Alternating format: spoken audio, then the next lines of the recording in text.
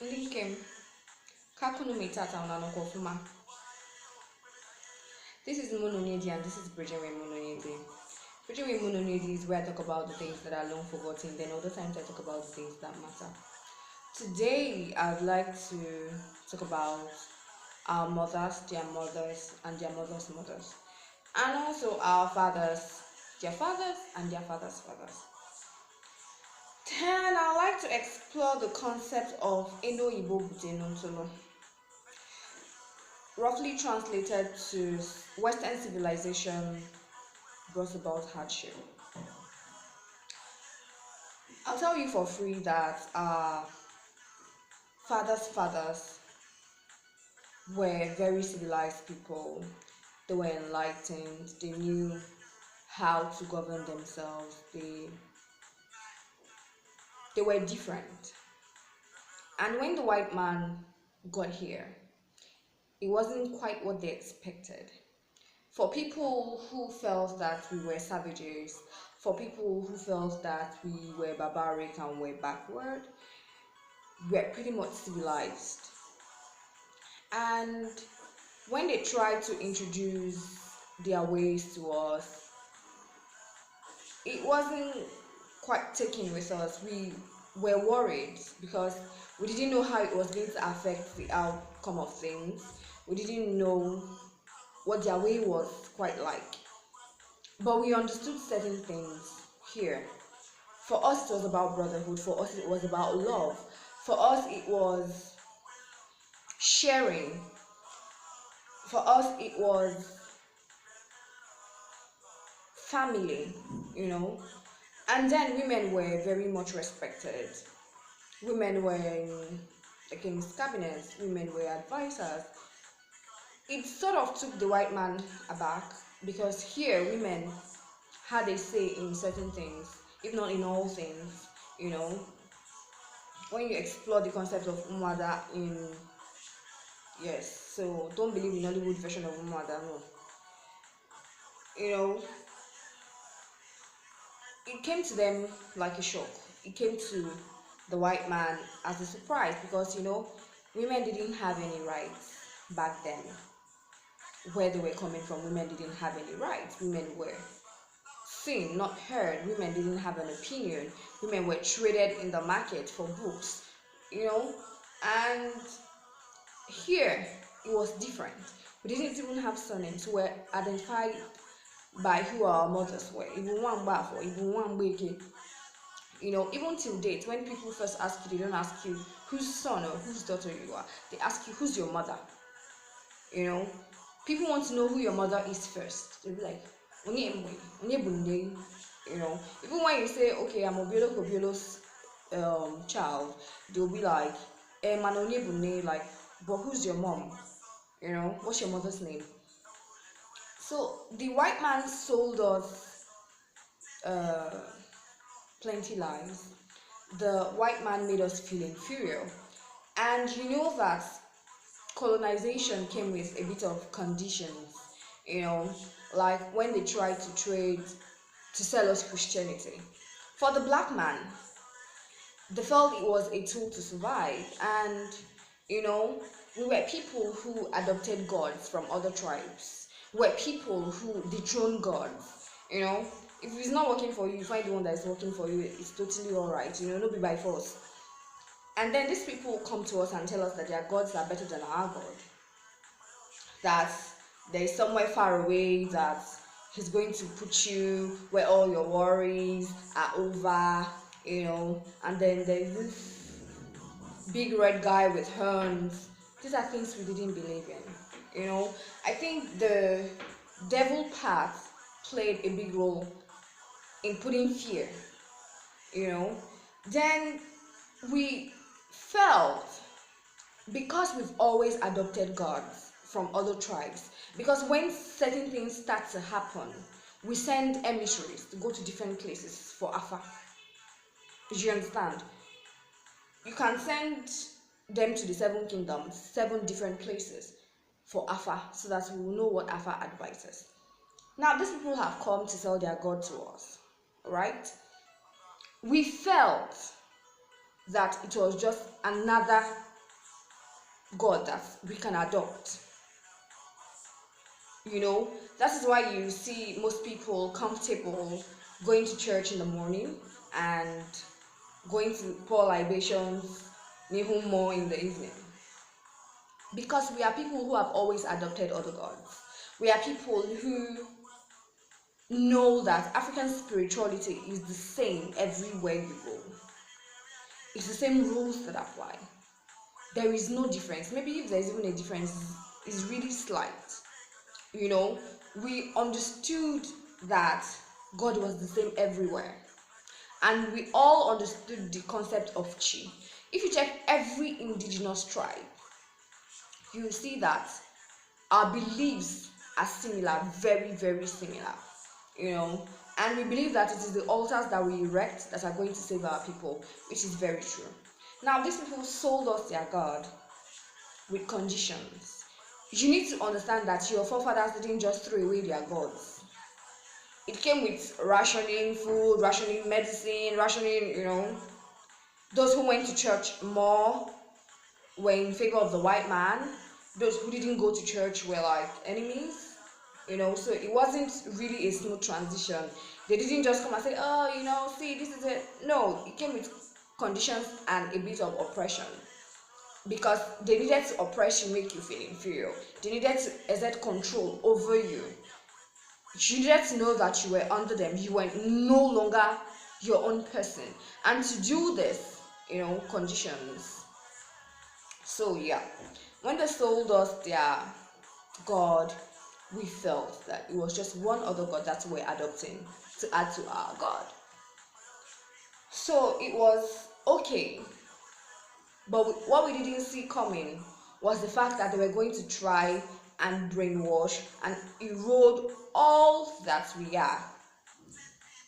Now, on the other hand, it became survival of the fittest. Who could pretend better? Do you understand? Now, people started to pretend. Okay, so maybe if my life would be a bit better, my life would be easier if I just followed these people. I'm not going to face a lot of hardship. They're not going to give me hassles. They're not going to, disturb me. Why don't I just pretend to be part of it? Then the pretend game started. People started to pretend that, oh yeah, we're Christians. Oh yeah, the white man, Then, how did it affect our women? These are women who could go and come as they please. Okay, I need to say something real quick. This is not for everybody. If you don't get where I'm coming from, it's fine. But this is not for everybody. Please don't come to my inbox, come and tell me anything that I don't want to hear. I will have a comeback for you. I'm done playing nice. So like I was saying, these are women who could go and come as they please. These are women who didn't just sit at home and take care of babies. These are women who didn't even live in the same houses with their husbands. They had their own homes elsewhere. These were women who, when their husband married them, he didn't put them under his thumb. These are women who controlled everything in their houses. These were women that, in as much as their husbands, felt like they were the heads of the house, they were their lords, he couldn't even try. Because the day you try, somebody will come and sit in your compound, you won't go to work, nobody will go to work, that they work as closed, market don't close. You will be constituting a nuisance for the remaining people in the community. You will cause problem, and everybody will say, guy, what is it now? Go and deal with your problem. Please don't let it affect us, I beg you. These are women who knew what they wanted. These are women who didn't just sit back and take it. No. I don't know about our mother's generation. They sat down and took a lot of things. But you see, our grandmothers and their mothers, they didn't sit and take it. Now, these are women who had tribal marks. These are women who had tattoos. These were women who lived life, who knew how to enjoy themselves. These were women who weren't sexually repressed or anything. These are women who When they don't want something, they just tell you bluntly. These are women who would walk away if it's not working for them. Now, they had to fit in because things were changing. All that they knew is being taught back to them that they were lies and they were false and they were not good enough. So they had to teach their daughters. I don't know. It was more like they had to clip their daughters' wings at birth so that they can fit into this new society, so that they can fit into this change that has come. Because, a woman who behaved like them had a lot of trouble. They were seen as stubborn, they were seen, the rules just changed all of a sudden.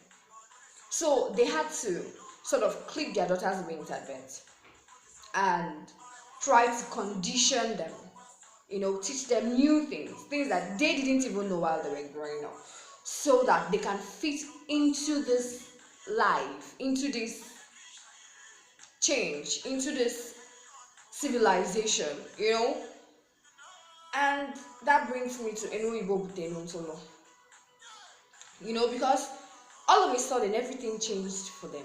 If I did agazi ofuma, ebeni na pochisie osizie ike, and all they can actually see in this Western civilization was just suffer.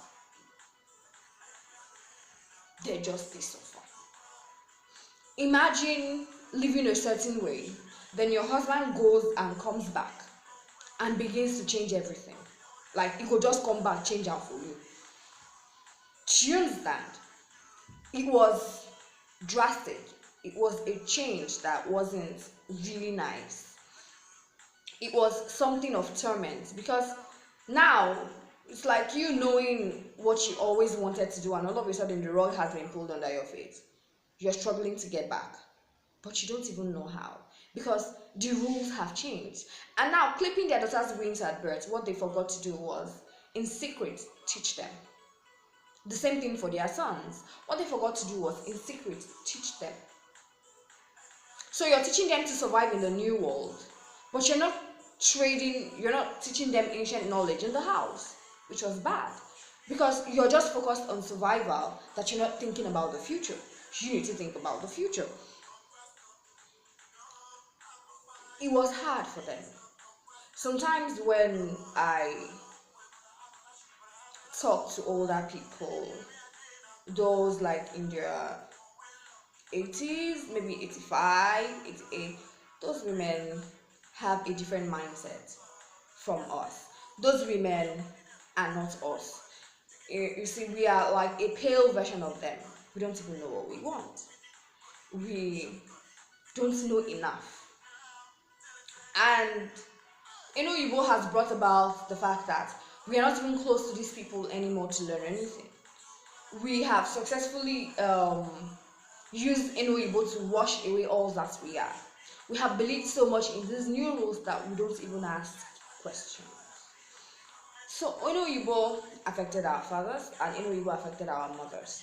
And Oyibo brought about this new society where you see that it is okay for men to beat their wives, which is only Njolo Oyibo that do that. Those people who have gone to the city to work, they are the people who do that very well.